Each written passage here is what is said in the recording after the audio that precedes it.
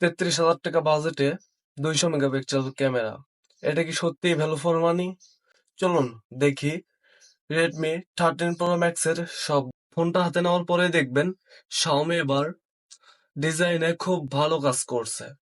6.7 ইঞ্চের একটা super AMOLED display আর 120 GHz refresh rate, যেটা দিয়ে আপনি স্ক্রলিং এবং ভিডিও দুটাতেই ভালো এক্সপিরিয়েন্স করতে পারবেন।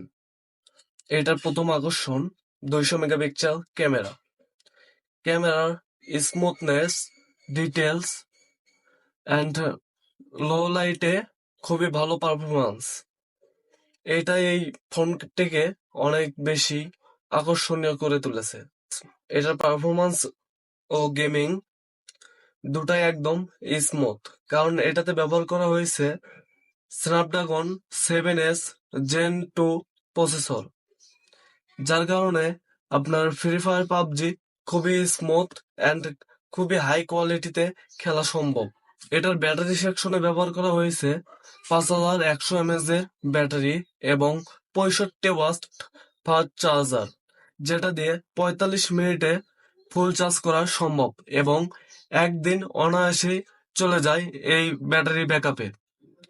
অ্যান্ড্রয়েড 13 এর সঙ্গে একটা ক্লিন ইউআই, তার সঙ্গে রয়েছে ফিঙ্গারপ্রিন্ট, আন্ডার ডিসপ্লে ফিঙ্গারপ্রিন্ট।